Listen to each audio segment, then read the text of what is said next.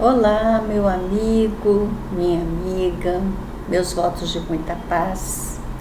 Este é o estudo do Evangelho da Federação Espírita do Estado do Espírito Santo. Estamos estudando o Evangelho segundo São João. Queremos compreender o texto buscando diretamente da Bíblia a narrativa que nos chegou.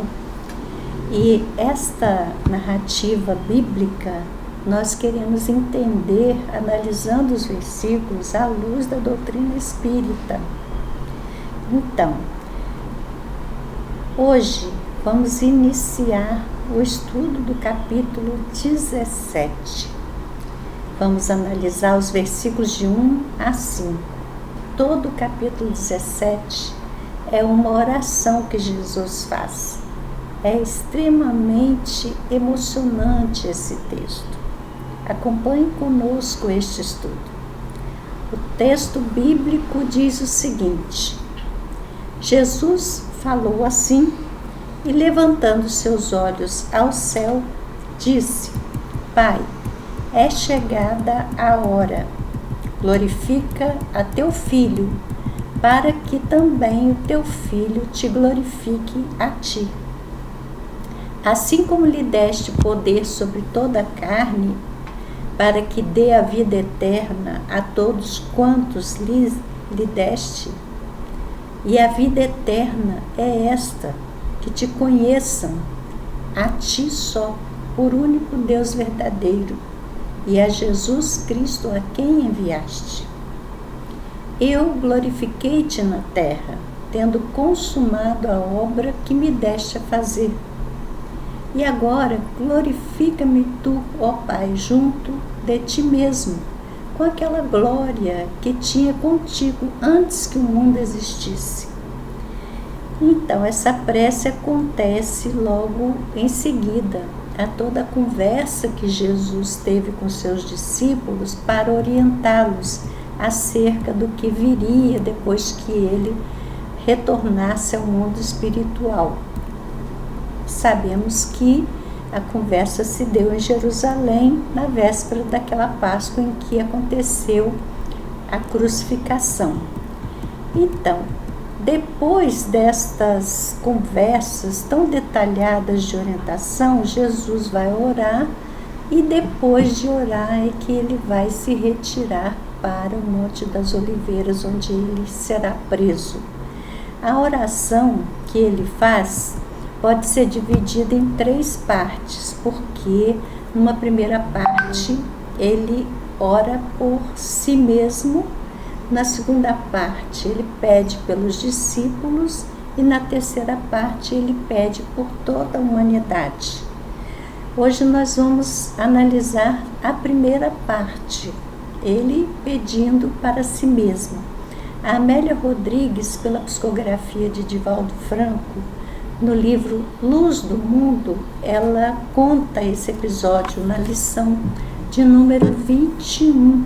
É tão bonito o texto que a gente tem que ler um trecho. Aqui, livro Luz do Mundo. Ela diz assim: o luar de Nissan bordava a paisagem com pingentes de prata, e uma aragem fresca varria a noite silenciosa. Emudecera Jesus, e a celeste canção, sua oração sacerdotal. Demorava-se no quadro da sala as modulações musicais da sua voz. A hora chegara, a hora para a qual viera. Há pouco cingira-se com uma toalha e exemplificara a culminante lição de humildade, lavando os pés aos discípulos. O Filho do Homem fazia-se o menor de todos para ensinar, uma vez mais, a grandeza sublime do amor, a razão da sua vinda ao seio dos homens. As emoções estalavam lágrimas nos olhos dos companheiros, lágrimas que não se atreviam a correr. Todos estavam com o espírito e o coração túmidos de expectativas, angustiantes expectativas. Aquela fora uma ceia de despedida. Olha que bonito o texto da Amélia Rodrigues.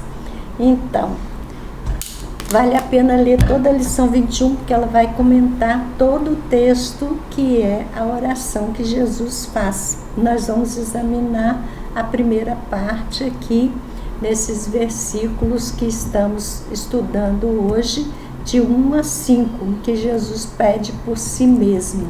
Primeiro, queremos anotar que Jesus eleva os olhos aos céus. Esse elevar o olho ao céu tem um significado à luz das pesquisas espíritas. O nosso companheiro psiquiatra paulista, Dr. Sérgio Felipe, ele fez detalhados estudos sobre a glândula pineal, que é dita por André Luiz no livro Missionários da Luz, pela psicografia de Chico Xavier, como a glândula da vida mental. O Sérgio Felipe faz estudos detalhados dessa glândula e comenta a relação entre os olhos e a glândula pineal.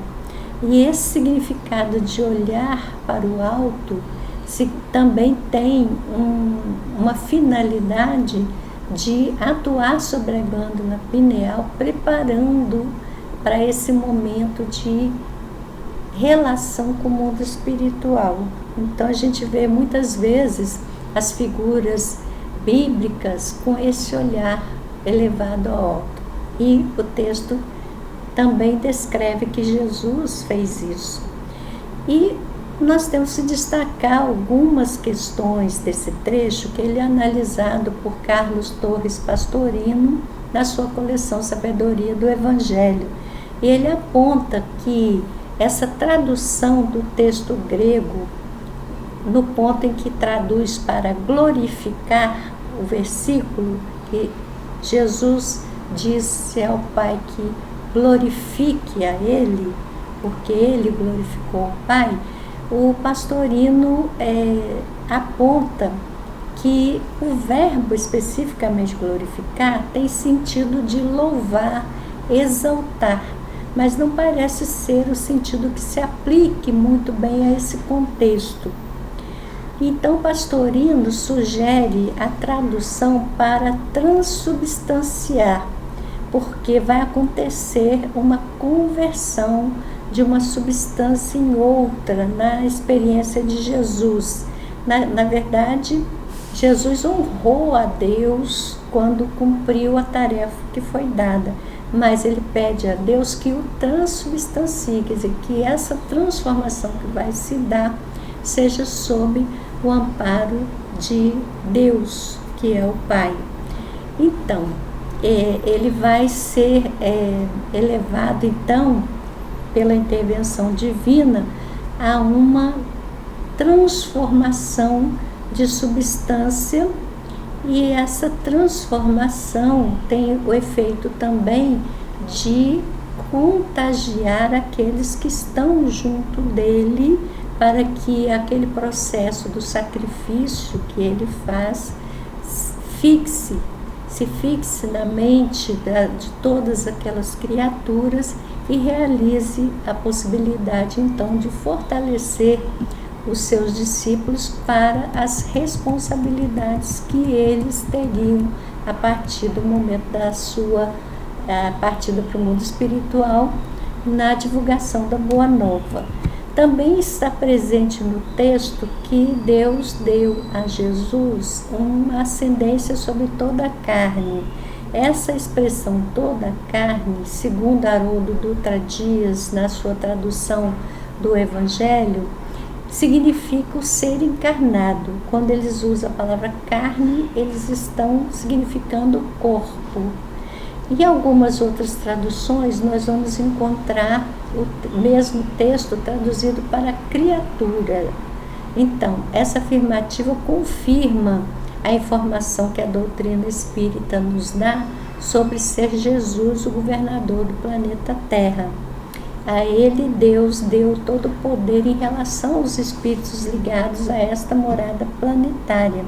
E fica claro que o Cristo, que é responsável pela Terra, encarnou, vestindo a personalidade de Jesus, que transitou no plano encarnado no berço até a sua crucificação.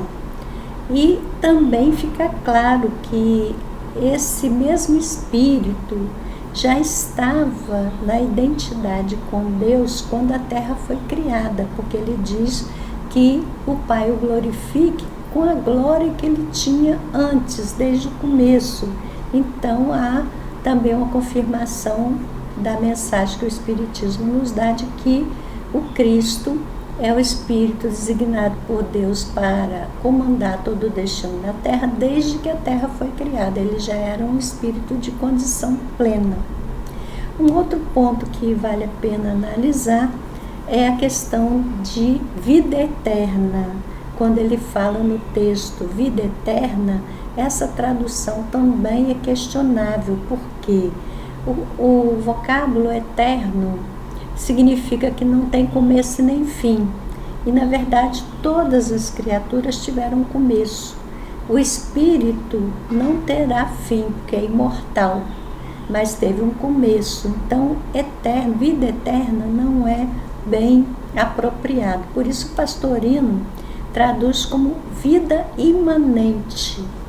Então, ele usa essa expressão imanente no sentido de uma vida que tem consciência de si mesma como espírito destinado à plenitude. Esse é o significado mais plausível para esse trecho que nós estamos estudando. Esse adjetivo imanente, ele está muito presente nas discussões filosóficas e religiosas, mas com significados um pouco diferenciados. Em geral, a imanência nessas discussões refere-se a algo que tem em si próprio o seu princípio e o seu fim. E isso se diferencia de transcendência, porque transcendência é referência a algo que possui um fim externo, superior a si mesmo. Mas a discussão aqui não é filosófica. Nós estamos tentando entender à luz do Espiritismo esse trecho. Então, a proposta de Pastorino parece muito plausível. Vida imanente e não vida eterna. Quer dizer, uma vida que se torna consciente da sua própria destinação, a plenitude de ser. Essa é a condição que Jesus pode amparar aqueles que estão com ele para que atinjam, para que compreendam. Então, o texto nos dá a condição para desenvolver essa consciência para crer em Deus e em Jesus. Percebemos que Jesus considerou também que parte do trabalho que seria possível realizar durante sua presença na Terra estava concluída, porque ele fala textualmente nesse trecho que ele realizou a tarefa que lhe cabia. Então, estava também dando ciência a todos aqueles, dentro daquele contexto, aos discípulos, e falando diretamente com o Pai, que tendo concluído a tarefa, estava pronto para retornar ao seu mundo de origem. E ele vai dar prosseguimento a essa prece, e nós vamos, no próximo encontro, examinar o momento que ele pede pelos discípulos. Ficamos por aqui hoje, mas retornaremos na próxima oportunidade, se Deus quiser. Até lá!